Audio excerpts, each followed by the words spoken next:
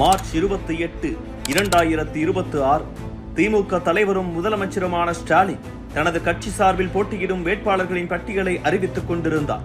பலருக்கு அதிர்ச்சியும் சிலருக்கு இன்ப அதிர்ச்சியையும் கொடுத்தது அந்த பட்டியல். இன்ப அதிர்ச்சி அடைந்தவர்களில் புதுக்கோட்டை தொகுதி வேட்பாளர் முத்துராஜாவும் ஒருவர். அதுவரை புதுக்கோட்டையில் போட்டி போட வாய்ப்பு கேட்டு ஏகப்பட்ட கரைவெட்டிகள் அறிவாலயத்தை வட்டமிட்டு வந்தனர்.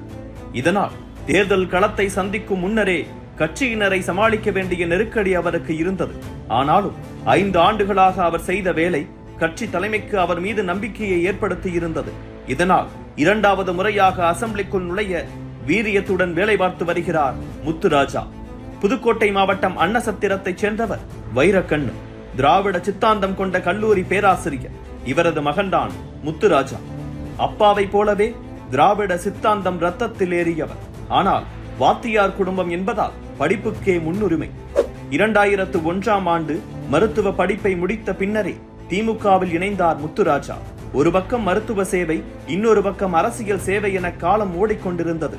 புதுக்கோட்டை வடக்கு மாவட்ட மருத்துவர் அணி அமைப்பாளர், கழக அமைப்பு சாரா ஓட்டுநர் அணி மாநில துணை செயலாளர் என அவருக்கான பதவிகளும் அடுத்தடுத்து தேடி வந்தன. அந்த நேரத்தில்தான் கஜா புயல் தாக்கி புதுக்கோட்டை மாவட்டமே உருக்குலைந்து போயிருந்தது. குடிநீர், மின்சாரம் என அத்தியாவசிய தேவைகள் இல்லாமல் மக்கள் அல்லோலப்படுவதை பார்த்து உதவிக்கரம் நீட்டினார் முத்துராஜா. அரசு மருத்துவராக இருப்பதை விட அரசியல்வாதியாக இருப்பதன் மூலம் கூடுதலாக மக்களுக்கு உதவ முடியும் என்கிற எண்ணம் பிறந்தது அவருக்கு. 2 ஆண்டுகள் வரை காத்திருந்தவர் தொகுதிக்குள் தனது பணிகளை முடுக்கிவிட்டார். கிட்டத்தட்ட 15 ஆண்டுகளாக செய்து வந்த அரசு மருத்துவ தொழிலை 2021 சட்டப்பேரவை தேர்தலுக்கு 6 மாதங்களுக்கு முன்பு ராஜினாமா செய்துவிட்டு கள அரசியலில் தீவிரம் காட்டினார். எதிர்பார்த்தது போலவே அவரையே புதுக்கோட்டை தொகுதியில் களமிறக்கியது திமுக தலைமை. அவரை எதிர்த்து அதிமுக களமிறக்கியிருந்தது ஒரு சாதாரண நபரை அல்ல. ஒரு பக்கம் தொண்டைமான் மன்னர் குடும்ப வாரிசு, இன்னொரு பக்கம் ஏற்கனவே இதே புதுக்கோட்டை தொகுதியில் வெற்றி கண்ட வரலாறு என அட்வான்டேஜ்களின் முழு உருவமாக நின்றார் கார்த்திக் தொண்டைமான். ஆனாலும் கட்சியினரின் உதவியால் அசராமல் பிரச்சாரத்தை தொடர்ந்தார் முத்துராஜா. இதனால் களம் அவருக்கு சாதகமாக மாறி போனது. 13,000 வாக்குகள் வித்தியாசத்தில் கார்த்திக் தொண்டைமானை வெற்றி கண்டு சட்டப்பேரவைக்குள் நுழைந்தார் முத்துராஜா. சட்டப்பேரவையில் அவரது கன்னி பேச்சே புதுக்கோட்டையின் வரலாற்றையும் தேவைகளையும் பட்டியல் போடுவதாகத்தான் இருந்தது.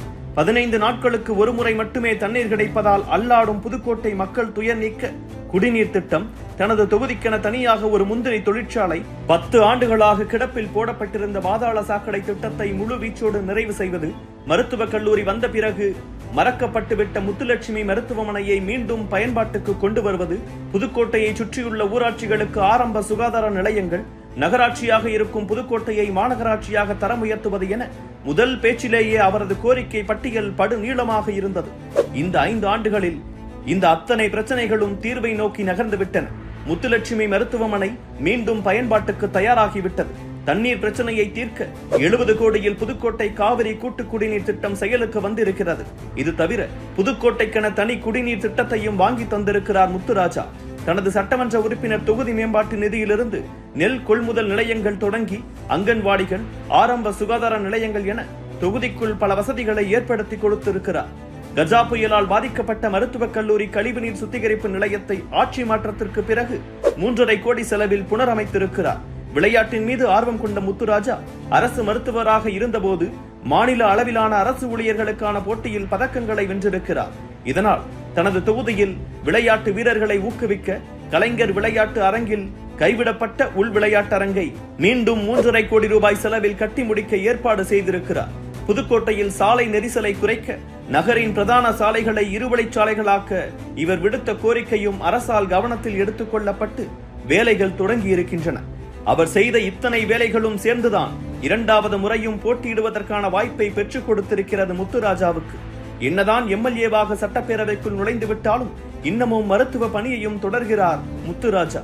ஒரு காலத்தில் நகரின் சிறந்த சர்க்கரை நோய் மருத்துவராக இருந்த அவரை சந்திக்க இன்னமும் நோயாளிகள் வந்தபடிதான் இருக்கின்றனர். இதனால் காலை அரசியல் பணிகளை தொடங்குவதற்கு முன்னரும் மாலை அரசியல் பணிகளை முடித்துவிட்ட பின்னரும் ஒரு மருத்துவராகவும் நோயாளிகளோடு அமர்ந்து இன்னமும் வைத்தியம் பார்த்து வருகிறார். தற்போது தேர்தல் பிரச்சாரம் மீண்டும் சூடுபிடித்திருக்கும் நிலையிலும் கூட அவரது மருத்துவ பணிகள் தொடர்கின்றன. கடந்த முறை அவரை எதிர்த்து களமிறங்கிய அதிமுகவின் கார்த்திக் தொண்டைமான் கடந்த ஆண்டே திமுகவில் இணைந்து விட்டார். இதனால் இந்த முறை புதுக்கோட்டை தொகுதியையே பாஜகவுக்கு ஒதுக்கிவிட்டது அதிமுக. தொகுதியில் ஆதிக்கம் செலுத்தும் காங்கிரஸ், கம்யூனிஸ்ட் கட்சிகளின் கூட்டணியும் 5 ஆண்டுகளாக இடைவிடாத அவரது களப்பணியும் புதுக்கோட்டையை மீண்டும் திமுகவின் கோட்டை என நிரூபிக்கும் என்கின்றனர் திமுக தொண்டர்கள்.